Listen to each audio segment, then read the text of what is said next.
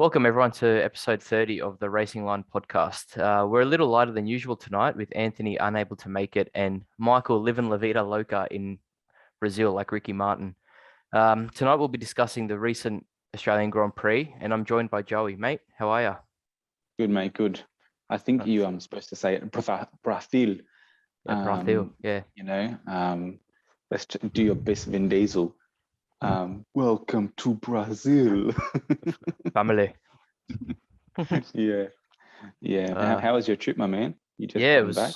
It was really good. I think with the explosion in how popular Formula One's becoming, I think general admission is no longer an option. It was crazy.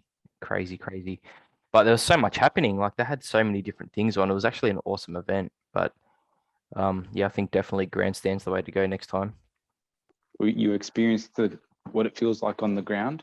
Now you can sort of live the high roller life a bit next time, maybe. Mate, I've got a few back issues from sitting on that bloody ground for that long. I can tell you that much. How'd you find the event from watching it on TV? To be honest, I thought it was really good. I pretty much watched, I would say I watched 60% of the whole broadcast over the weekend. Yep. And I thought that the support categories really added to the show this time. I mean, not that it's been bad, but I think this time it was particularly good. The S5000s it was good to see another open wheel category sort of on the track, which and our friend of the show, Joe Mawson, got a few dubs, which was always nice to see. He was on fire, mate.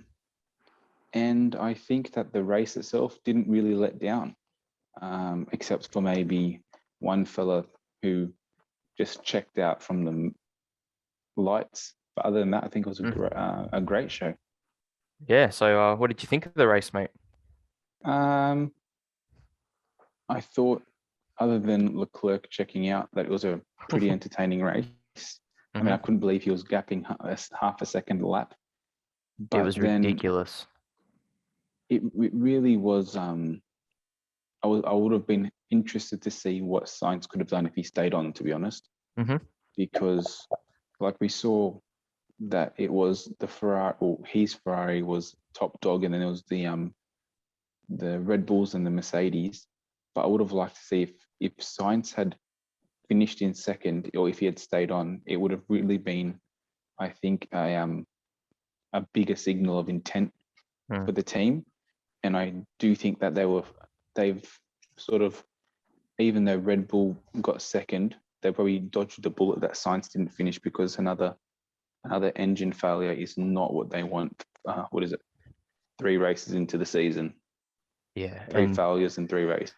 Mate, their race pace, I don't know what it looked like on TV, but and I don't know what the gap was before the first safety car, but it felt like it was at least 10 seconds between Charles and Max. It was huge. I don't think it was 10 seconds, but it was significant. And I don't even know if he was sort of race managing either. That's the other thing. Like on track, because I was down the back straight, the new straight that they've taken it honestly felt like I was standing there counting and I was getting to 10 on my fingers before I saw Max come past me. And obviously it's different. The timing's different, but the pace difference between the two cars in race pace was ridiculous. I thought. I think that we have to sort of, I do think you're definitely right. I think that there was no real chance that Red Bull had the pace to win that race, except do some sort of strategy master stroke with a late safety car, and then some bold move. What was interesting was, now that you say that, is it wasn't as apparent that the Red Bull was much slower than the Ferrari than it was that the McLaren, than the Mercedes was so much slower than the Red Bull, because we never actually saw a Red Bull get sort of overtaken by a Ferrari. But there was one part when Sergio Perez overtook Hamilton down that new back straight, and I thought he had DRS, because he zipped straight past, and it was an outside move, and I thought there's no way he's going to pull this up, and he did. And I think that was really telling for the race as well. One thing I was interested to hear after the race was Norris said, and this is a different team, but he said this car is the same car we brought to all three races, exact same car, and we were terrible in Bahrain, or was it Abu Dhabi, and then we were not too bad last week, and then we've got a fifth, sixth this week. And he said that's just the characteristics of the car on each track. So I'm interested to see how true that is for every team. And now that we're going back to Europe, and if we're getting a few more updates, how this is going to progress going forward. But in terms of straight out of the box, there's no doubt that Ferrari has got legs on everyone under the right situations. 100%. And I feel that even Carlos, when he dropped back to, I think it was 14th off the start, he would have made his way through the field quite easily with the pace of that car. He didn't look comfortable during quali, but I think we've heard afterward he had the steering wheel issues. There were some other issues with the car. So for him to still make Q3, I think was still a really good performance by him. The other thing I did notice on track, the Ferrari and the Merc, the amount of porpoising down that back straight, them two were so much worse than all the other cars on track. And the fact that the Ferrari is still the quickest, it's actually scary once they get on top of that. Well, I think, this has been the worst porpoising Ferrari's had all year.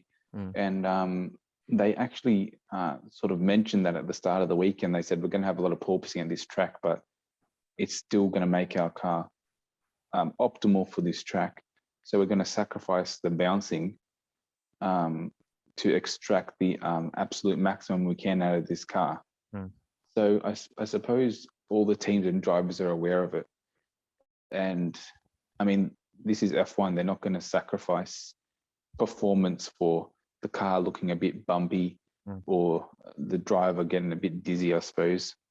But yeah, that was one thing I was surprised that they mentioned out of the gate that was going to be a factor, and they were aware of it, and they were going to go ahead with it anyway.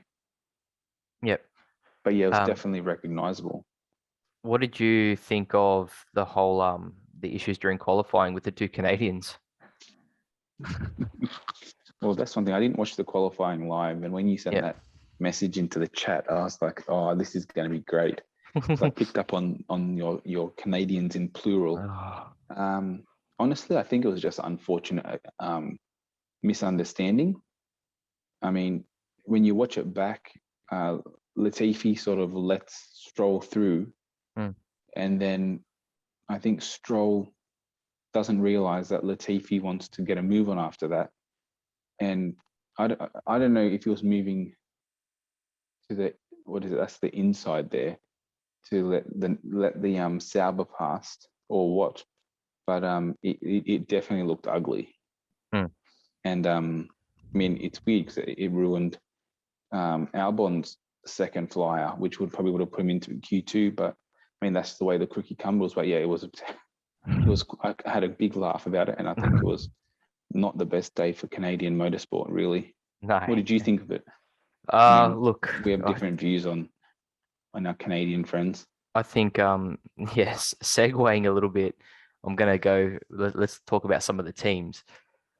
And our two Canadians are at the back of the pack at the moment. Looking at Williams, I feel that Albon is already making Latifi look second rate. And we saw that with George. And we know how good George is. And I guess we all thought he was that much better because he had extra time in the car. It is George Russell. And Latifi would pick it up this year and go a little bit further. But I feel that Albon's jumped into that car and he's just on top of it straight away, and he's outperforming the car and he's outperforming Latifi. He's 57 laps on one set of hard tires was bold strategy, but unbelievable. The fact that he was keeping that Alpine behind him, and that Alpine had some serious pace this weekend. Yeah. I listened to his post-race sort of interviews, and he was saying that Williams, the best tires for are the hards because it preserves them really well.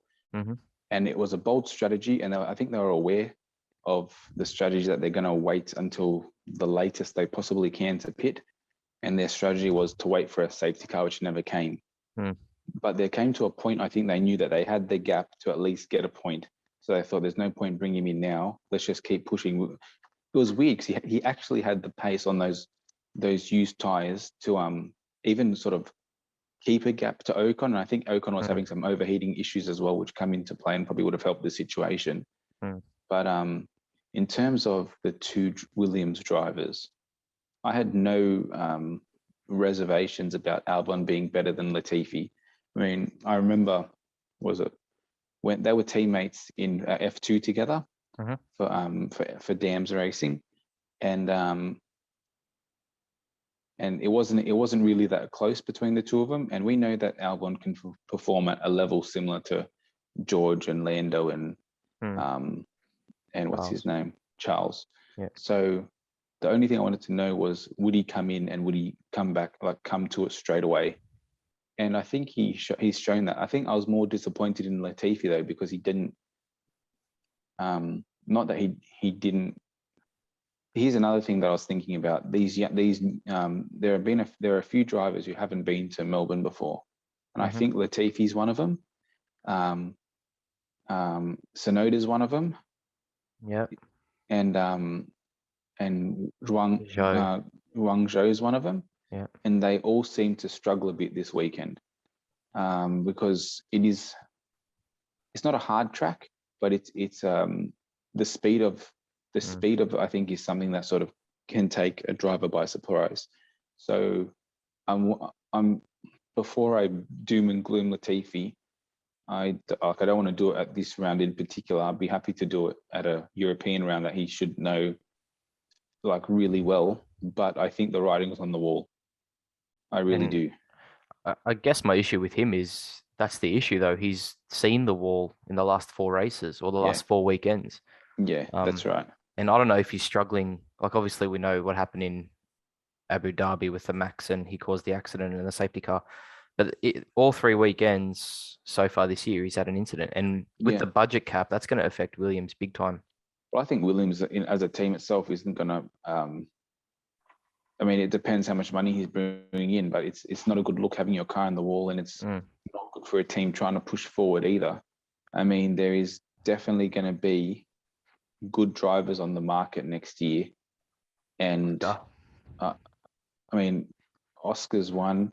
If one of those Alpine drivers is dropped out for Oscar, there's another one. So I do think that this is his final chance of going, all right, put it together, or you're getting shipped out, you know what I mean? Because he's had enough time to do it. And for a team that, like, Williams doesn't need the money as much anymore with this new investment firm. So if Albon's the one picking up points and showing the real potential of the car that he can't match, he might not even, I wouldn't say won't last the year, he will last the year. But I think this could be his final hurrah. I agree. And one thing I will say as well about Stroll is that even though he had the incident, he put up a really valiant fight during the race. And I was really impressed. I mentioned it in the chat, and I don't know if you could see it, but there was a nice length of race where he was on older, harder tires, and he was I can't remember who was trying to overtake him, but he was really he really made it difficult for maybe 10 laps. Probably K-Mag or something. I think it was it wasn't K-Mag, because he would have been about he was 10th at this stage. All right. So it might have been I'm not sure, I can't remember, I'm not going to make it up, but I was relatively impressed with that bit of fighting, considering that old Sebastian didn't even really make it through much of the race, because really that team needs to be finishing and getting some points. Yeah, and I guess that was my next question with Aston, a team that is talking about becoming a race-winning outfit. They don't look anywhere close to what they were even as Racing Point or Force India. And with all the same team anymore. with all the investment, it just seems like it's a poor culture. It seems like everyone's just pointing fingers at each other. Otmar's left. They've lost some high quality personnel in the last few years, and Yeah. they don't seem to be making any progress. I just wanted to know what you thought about that. Um, they've been in the news quite recently, or quite consistently for the last maybe 3 weeks. I don't know who came out, but someone from the team came out and said, or someone who used to be in the team came out and said that Lawrence Stroll has taken a much more of a sort of team leader kind of role in the team, which is ridiculous because he knows nothing about running a Formula One team. No. They've appointed Mike Crack as team principal. Best name in Formula One. Best name. He might be with our brother Michael in Brazil at the moment. Who knows?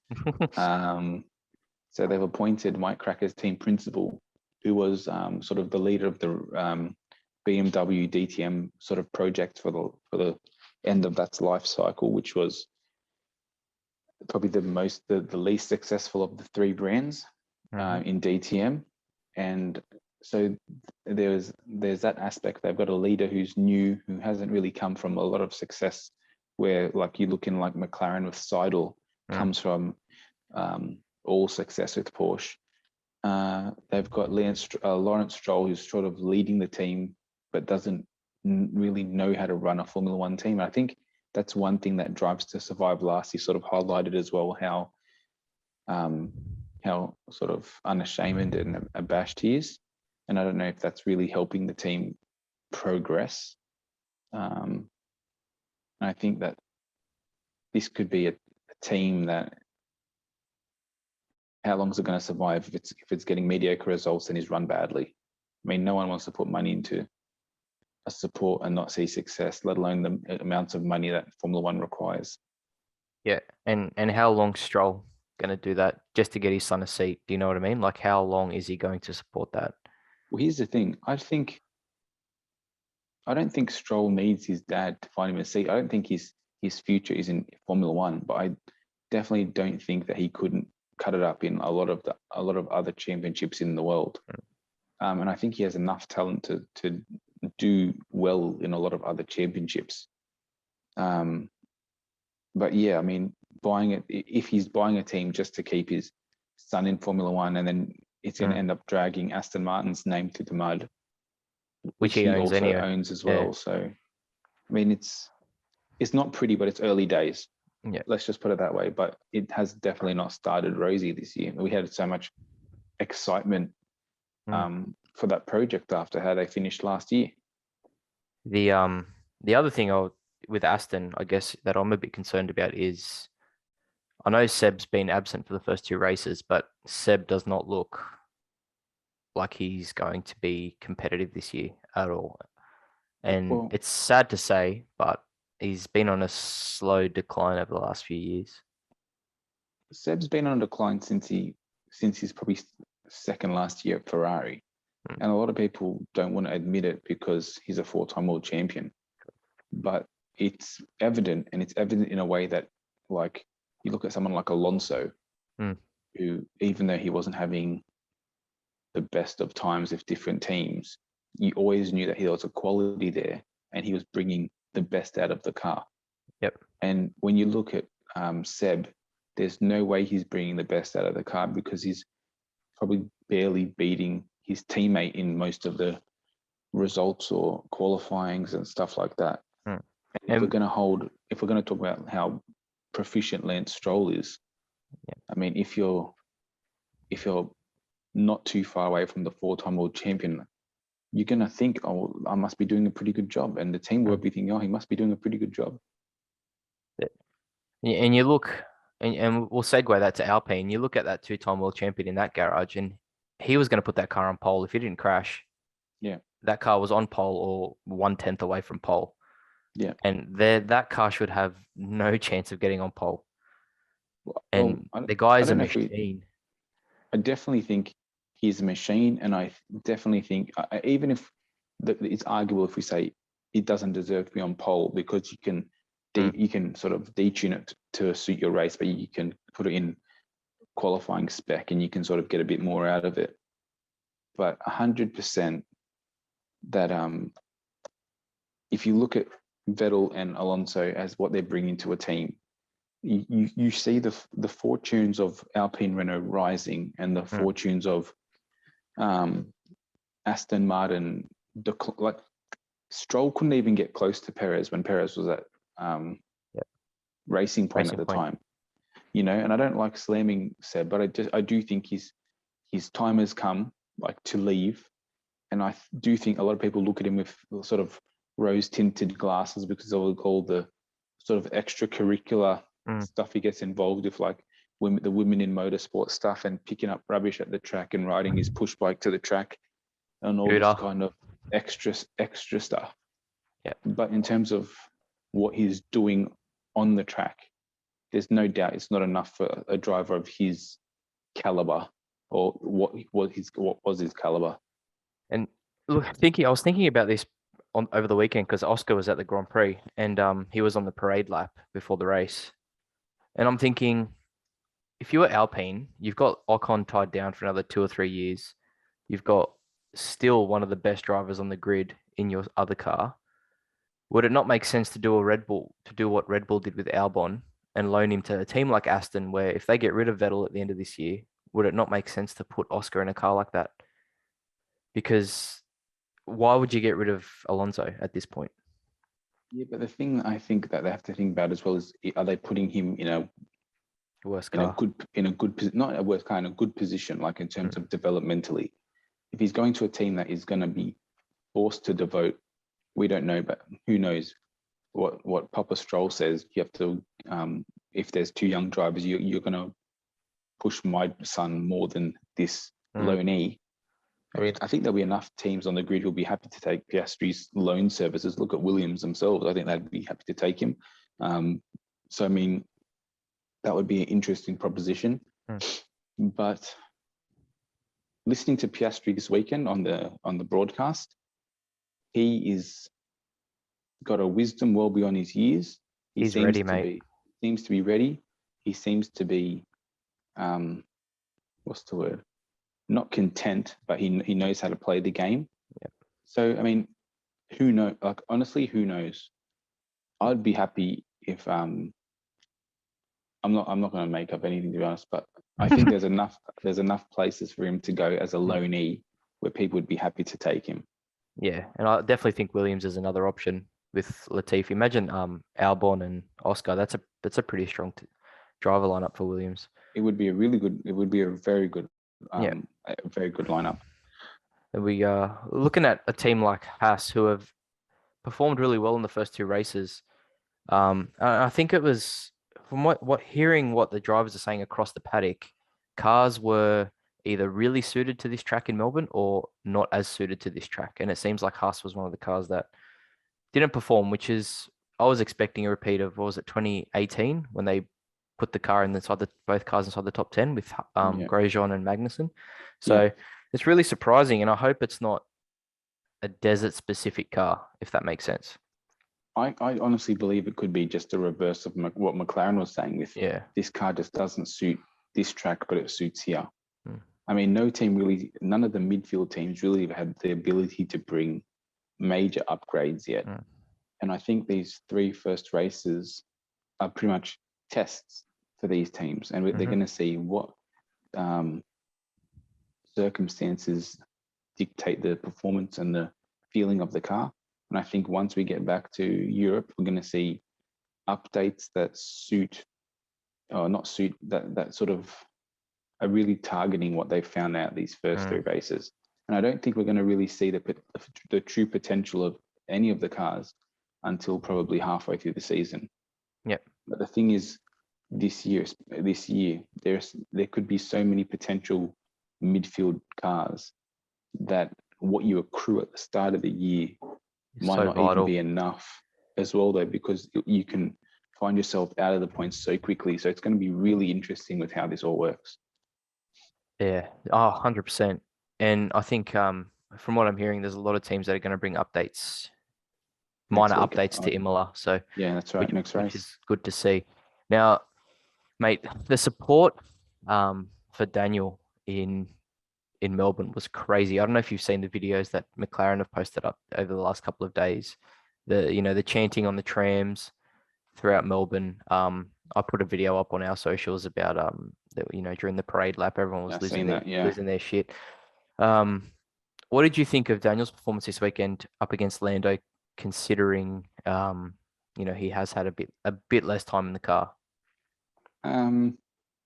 I thought they were pretty close the whole race, to be honest. I mean, what split them was a piece of paper, and 100%. we know that he was told nicely not to pass him at the end of the race when Lando was struggling. Yeah.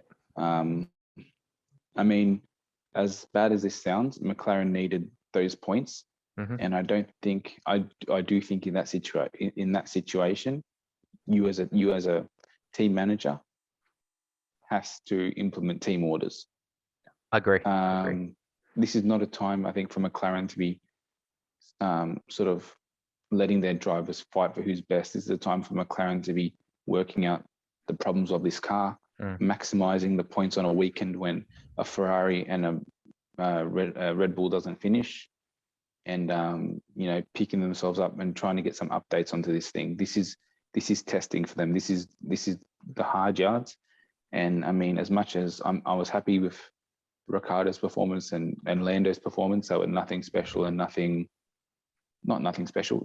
They did what they had to do. They were processional and they got the points. So as much as I would love to see Daniel on the podium in Australia and finishing above Lando, my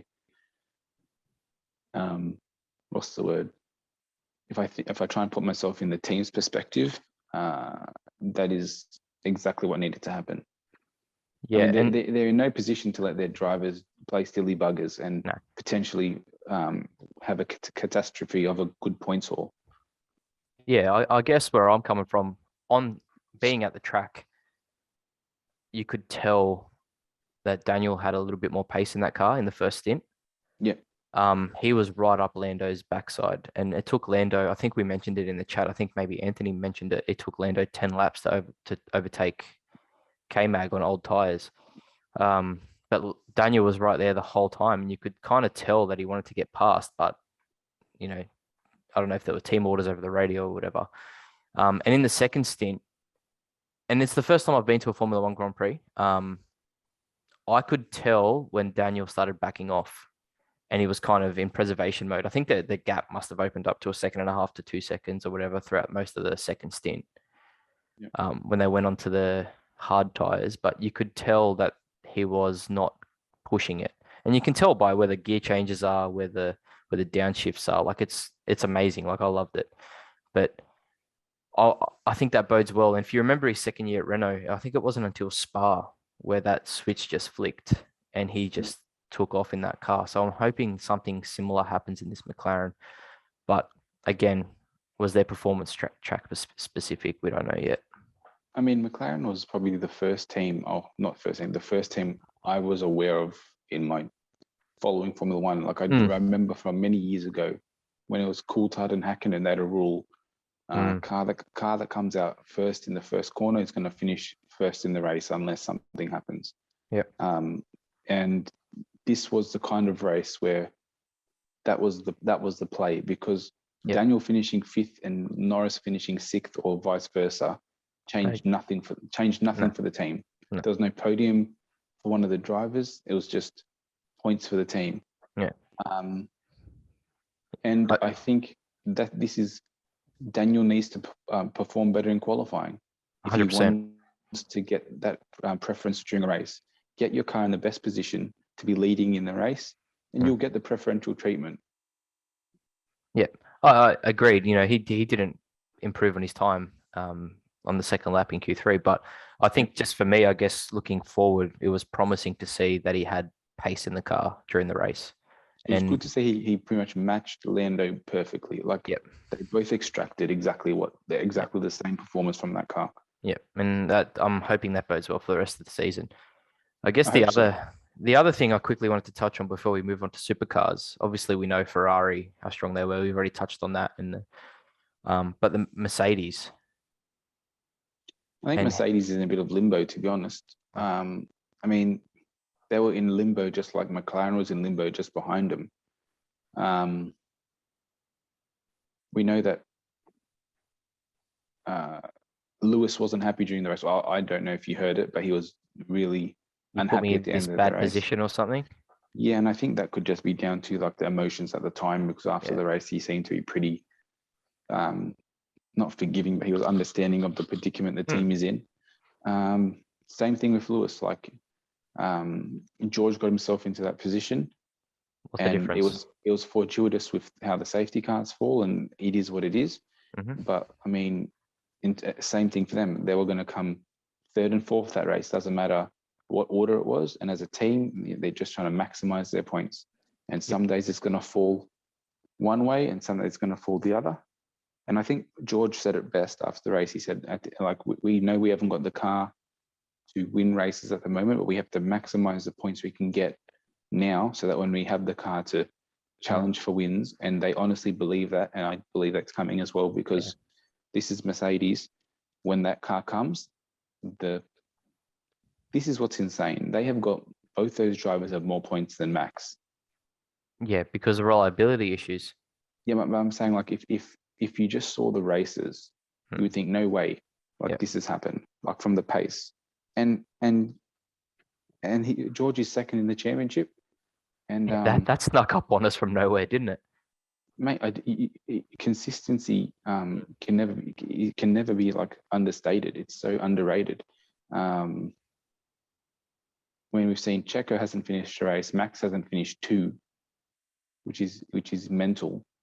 Already cracks forming there too. He was pretty pissed off at the end of the race. Yeah, but I think there's always going to be cracks with Max. Like, he's just a fiery bloke. I mean, he's definitely not leaving Red Bull. No, but not with the 10-year contract or whatever they gave him. Yeah, but I mean, I expect them to chip away and capitalize on these things until they can fire on all cylinders. The one thing I'm afraid of for them is that just because Red Bull's struggling doesn't mean that the actual best car in the grid is struggling. And old mate Leclerc has probably the biggest lead we've seen in a championship in a long time at this time of the season. He's on fire, mate. Can you imagine next week when they go next race when they go to Imola, if he gets a victory there, how big that's going to be for the team and for the Italian fans? I can't wait for that race. I love that track. Going to be mental. But yeah, I think this season's shaping up to be pretty good, mate. What do you think? I think it's definitely shown us fans exactly what we wanted to see from these cars, being able to follow closely. We've got a new kid on the block, which is always exciting. I want to see how Red Bull and Mercedes and sort of react to this challenge now coming into Europe. And I can't wait to I'm loving the midfield battle, because when there's a good midfield battle in Formula One, you can forgive a few boring races because the sort of the midfield strategy can make up a lot, and that's what the midfield really is there for. Yeah. So I mean, there's nothing really to complain about, to be honest. Yeah, I think it's going to be great. The cars, they're following each other. You know, they were slipstreaming down that back straight. They just looked amazing. The speed of these things is crazy. But moving on to the other event that we had over the weekend, Supercars. Van Gisbergen, that car was on rails all weekend. But Chaz had an awesome weekend as well. He came away with what, 2 wins? 2 wins, a 5th, and then a really bad race that he should have finished 4th. Yeah, because the last turn. Idiot. That was disappointing. That was disappointing. It's all about the big picture, though, isn't it? I mean, he's come away from that weekend losing points again to Van Gisbergen. And I mean, Chaz is a bit of a firecracker. We know that, and I love him for it, because we saw two wins, and they're 2 wins on a big stage in front of your other overseas owners. You know what I mean? And that's massive for the team. But in terms of the championship picture, like when you look at it now, get that 4th place, you would have clawed back a few, maybe 50 points on Van Gisbergen for the season. And instead you've still lost 15 points out to him. I do think though what we saw this weekend was it's going to be. I honestly believe it now. It's going to be a Chaz versus Van Gisbergen season, as in like Chaz will be his main rival throughout most of the races. Yep. Not Triple Eight. Dick Johnson looked pretty good, but they can't get out of their own way. And yeah, they seem to struggle with their strategy in the race. First race, we know that they ran way too much camber on the tires and just blistered them. Both cars just blistered them by the end of the race. What else happened? Will Davison was a bit unfortunate with his tussle with Waters, but he even said himself like he had no pace in that car anymore. He was just trying to struggle home. Seems like it's set up for quali more than race pace. Yeah, I think they went way too aggressive, and we know that they're a team that has gone way too aggressive in the past, and that sort of bit them. But it was interesting that it bit both of them at the exact same time. I think, having said that, I think that in terms of the teams championship, they're still looking pretty good to be the best of the rest. It looks like. What about the double stack with De Pasquale? Didn't get out. It took him like an extra 30 or 40 seconds to get out of the pits. I was trying to think about what happened to De Pasquale in one of those races. Yeah, I mean that's sort of what happens when you have a safety car and you're running that close and you're both running the same strategy. Having said that, the thing is with those races there was only one strategy to use, and we saw it burn people in the first race. Then they tried it in the second race and they tried it in the third. I'm like, dude, you have to get these softs off as quick as possible and run hards to the end because you're going to lose time otherwise. Yep. And I couldn't believe cars were going, oh, we've got no other choice. We have to try it so we can get to the front. I'm like, yeah, but there's going to be fucking safety cars. We know this. Like you're literally hampering, you're hurting yourself. It was interesting though, seeing a few overcuts, which was cool. I mean, Chaz had a nice overcut in the last race. And it was cool. They were using the 2 rattle guns, not the 4 again. So there was a bit of pit lane jeopardy involved. What did you think about seeing them curbside again? Were they a good addition for the fans on the sidelines? 100%. On the Saturday, I think race 4 or whatever it was, the one just race before 3. Quali, the one just before Quali. Yeah, the crowd was loving it. You know, for the first few races, everyone was just sitting down. But for that one, everyone was up on their feet watching. And then the one on the Sunday where Chaz won, the crowd was applauding on their, after the race, everyone was, people were loving it. And I think having Chaz win a race and it wasn't just SVG on those days where the crowd was big, I think it was good for the sport. Yeah. But that livery of that on that Walkinshaw, chef's kiss. It is just, I love it. It's it looked so good going around that track. Yeah, it looks mega. Yeah, it really does. Yeah, mate. They use more of the track. I think they look mean on that track. It was really good to see. They're right up against the wall. Yeah, I really enjoyed watching them.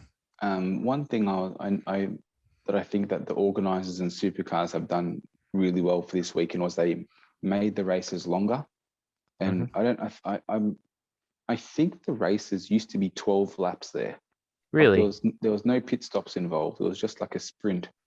And and giving them 20 laps was enough length to have, especially with those soft tires, enough length to have some strategy involved, a bit of time to sort of make your way through the field because it's a long lap as well. There's enough places on that track to pass people. And I really thought for like what it was being a support to a Formula One race, that the weekend itself didn't feel gimmicky, and like it felt like the points for the championship really were like hard earned and well deserved. I mean, I want to throw a shout out actually for Premier Racing and what's his name, Gary Jacobson, mate. I mean, he made some good passes too.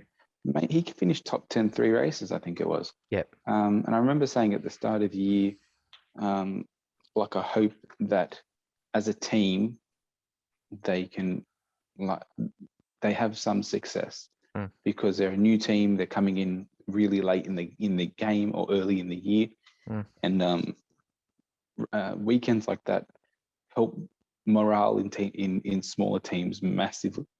And it's other than Bathurst, it's probably the most watched Supercars event. Do you think? I don't know in Australia if it's the most. It's definitely probably the. I don't think it's the most watched because I think it's still behind the Foxtel paywall. But in terms of crowd attendance, in terms of fans being able to see what supercars are, like that is an event that probably has more people there than a Bathurst 1000, and probably has a few more international people there as well, and people who probably have no interest in supercars. So it's really important to have supercars at the biggest race other than Bathurst in the year. I was at the track with one of my mates, and I said to him, "Supercars are up next. I'm pumped." And he said, they're shit. I don't want to watch them. Yeah. 5 laps in, he looks at me and goes, "These are sick." Yeah. So I think being there, I think they're going to get a bigger fan base because the feeling of those cars going past is totally different to just watching it on TV. I mean, Supercars is probably the best kept secret in Australian motorsport for casual fans. I mean, probably you can attest to that more than me. 100%. With your recent experience. I mean, the more people that see supercar racing and how good it is, how close it is, but also how high level it is, the more we can grow the sport in terms of getting it, or they can sort of expand their horizons for people to see it. It's just better for the sport. And we were talking to, when we spoke to Golding last week about how much money is needed to run the teams. Exposure is what's needed more than anything. Yep. So I mean, good on them for really putting on probably the best show of the weekend in terms of passing of excitement. I mean, other than the GP, I would say it should have been the next best things, and it really was. Yep, agreed. And I hope I hope they don't mess with this formula and decide to do something gimmicky in the future, because this is a winning formula and we want to see this again. Yeah. And mate, I'll be honest, I watched it when I was a kid. I've gone off it, and just in the last year I started watching it again. I want to go to more races. I want to go up to the Gold Coast. I want to go to Newcastle. Like, I just want to keep watching more and more of it. So keep it up. Mate, they're onto something. They just need to capitalize. Stay out of their own way. Yep. Don't overthink it. Keep it simple, stupid. Yeah, that's right. What do you think of the S5000s, mate? Because they looked awesome on the TV, and I was watching the race on. They have a race on Friday afternoon, and I was talking to one of the guys at work while it was on, and I said, look at these things. He goes, what are these? I said, these are our Australian-owned open wheelers, and he was fascinated as well. He goes, these things are mad. I was like, they're not mad. I said, these are awesome. And I was sort of talking to him about the characteristics of them and stuff. Now that we're experts with all the hard journalism we've been putting in over the last couple months, I want to know what you thought of them trackside again, a bit closer probably this time, and coming through the walls. Like, what was the sensation from them? Did they live up to what we thought of them at Sydney Motorsport Park? Mate, I'll tell you, I didn't need earmuffs. Not that I had them, but I didn't need earmuffs for the Formula One. I didn't need them for the V8s. For these things, yeah. Wow, the noise coming off them. There were people around putting earmuffs on just for that race. Yeah. They are so loud. Joey Mawson, you can tell he's a cut above everyone else in that field. Yeah. And I don't know, the car, I can't say for 100%. Are all the cars exactly the same? In terms of componentry, I think they are. Yeah. But there would definitely be better teams than worse teams at setting them up. Yeah. So it'd be set up, but I think in like one of the races I saw. The two bigger teams are BRM and GRM. Yep. But yeah, like they seem to be the top dogs. And I was talking to my mate who was there with me, and I'm like, the best drivers in that field we've all had on the podcast. You know, Yeah, we had Joey, Nathan Hearn, Aaron Cameron did really well. yeah, Jimmy Golding was right up there as well the whole weekend. yeah. I think it was the racing in that Did is Randall race this weekend as well? not in the Not in their S5000. 5000s. No, He came in. Cameron came in. That's right. Cameron, yeah, Yeah. Okay. and he did really well. Yeah. I think he got a Even couple. Alex Davidson came in. That's who I was thinking of, Alex All Davidson. right. So Yep. Alex Davidson is Will Davidson's cousin and Yep. Anthony Davidson's cousin. He's done some IndyCar races, Indianapolis 500 and stuff like that. Yep. So having him there as well, I think always lends some sort of levity to a series when you have a known commodity that people know can do the business. And then you can see the talent in the series racing against them. And yeah, our talent has raced these cars more, but someone of Anthony Davidson's sort of quality definitely shows how good these young drivers are. You know Yep. what I mean? Yeah. Like there's a good measuring stick for even international fans who sort of know a bit about other stuff. Yeah. They can be like, oh, this guy's not a slob, and these guys are still, putting it to him. Yeah, even Aaron Cameron, who's we know is a TCR driver, Yeah. he performed really well. And I know he did the Tasman series at the end of last year, I think it was, when they were at Sydney Motorsport Park. But yeah, he jumped in that car. It was like he was full time in the S5000. So and Hearn was in it. Who hasn't been racing it consistently this year. Hearn did really well too. They brought in everyone that they could to make that grid a little bit bigger. Yep. And it looked full enough to be a good support race, and I really enjoyed watching them. They're awesome. I mean, I think we're so spoilt for good racing in Australia at the moment. I mean, every category we have. Porsche Carrera Cup. Oh my God. You know what? I was waiting for you to tell me this because me and Ant have been like on this like Porsche Carrera Cup sort of love affair for years. Yeah. And I at one stage I was like, oh, I should tell Harry to look out for the Porsche Carrera Cups. And I was like, I'm not going to ask him. I'm just going to ask him when he comes back. And then before I even, I think it was the day that you put it in, you're like, dude, what are these Porsches? They're amazing. Like the grid is so big. They sound awesome. Yeah. There isn't much downforce really on them except for the back wing. No. I love being able to sort of see your expressions to stuff because it reminds me of the first time I saw them kind of cars or experienced them live for the first time, and it's good to see the energy that you bring to it because it sort of reminds me of these are actually special and you shouldn't take them for granted. Like, and you see them on TV or you see cars similar to that on TV and you just think, oh yeah, cool, they're all the same, blah blah blah. But when you see them in person, it's a whole different thing, and I want to see more. Like, I want to go to more races. Like this weekend was, I'm definitely going to the Grand Prix again next year. I think you've really got you've really caught the everything bug at the moment, mate. Yeah, I think I have. Like I was Formula One, but now I'm like, I want to watch Supercars. I want to watch S5. Like I just want to watch it all. And I didn't even get a chance to watch the IndyCar this weekend, and that's my holidays work. I haven't watched it yet, to be honest. No, but so there's so much good motorsport at the moment, mate. Mate, we're spoiled for choice. Yep. We haven't even touched on MotoGP yet, which is probably for the best. Yeah, wait for Michael on that one. Come back. Yeah. I mean, we had the podcast last night with the Elleries, which really was good, man. Really good conversation.